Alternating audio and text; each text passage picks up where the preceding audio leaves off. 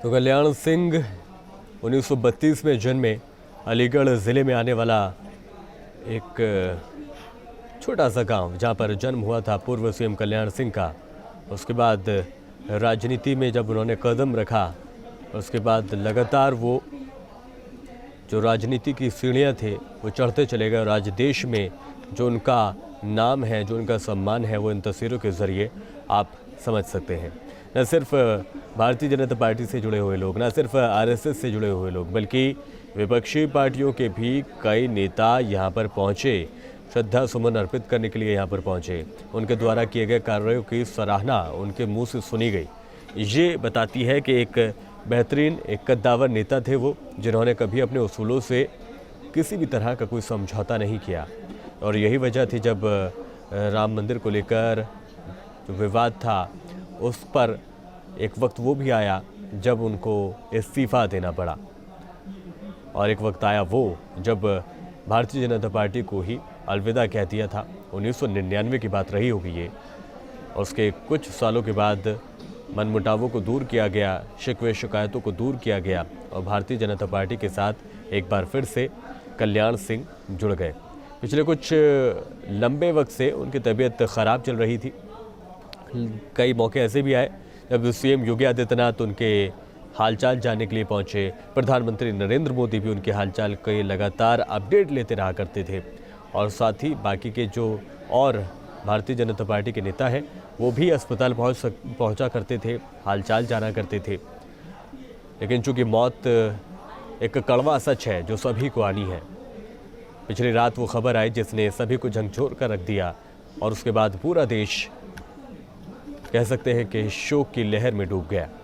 तो एयरपोर्ट पर पार्थिव शरीर को लाया गया है, उसके बाद लोग यहाँ पर भी पहुँच रहे हैं। ये सिलसिला लगातार जारी है। ये देखिए आप, जब पार्थिव शरीर को शव वाहन के ज़रिए जब लाया जा रहा था, तब भी लोग, इनके चाहने वाले, इनके सड़कों पर मौजूद थे, पहले से राह तक रहे थे। और उसके बाद जब जो वाहन वहाँ से चलता है, माफ़ कीजिएगा, आर्मी का वाहन था वो, उसके ज़रिए पार्थिव शरीर को एयरपोर्ट तक लाया गया। और उस दौरान जहाँ से वो ट्रक गुजर रहा था, उससे पहले ही लोग वहाँ पर पहुँच रहे थे ताकि श्रद्धा सुमन को अर्पित कर सकें, अपनी शोक संवेदनाओं को व्यक्त कर सकें, अपने सीएम को आखिरी बार अलविदा कह सकें।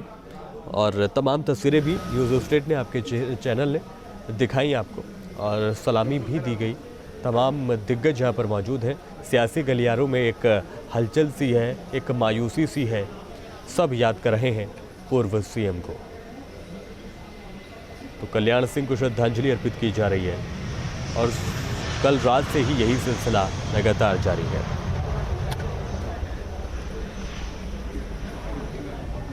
तो हमेशा के लिए खामोश हो गई है पिछड़ों की आवाज़। लगातार लोग किस तरह से पहुंच रहे हैं, आप तस्वीरें देख सकते हैं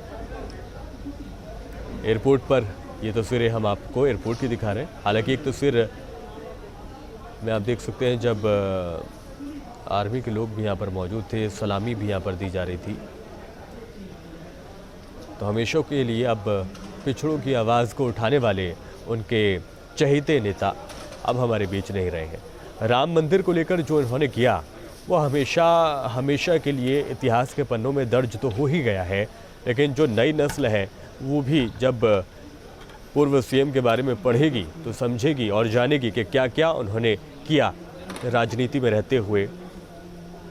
तो एक वक्त हुआ करता था जब देश की बागडोर संभाला करते थे पूर्व प्रधानमंत्री अटल बिहारी वाजपेयी, और राज्य की कमान, उत्तर प्रदेश की कमान संभालने वाले थे कल्याण सिंह।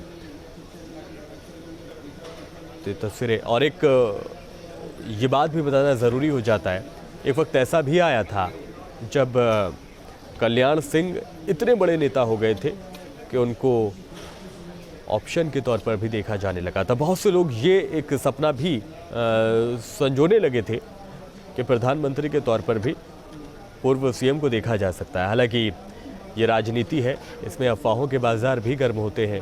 कयास राया का दौर भी लगातार जारी रहता है।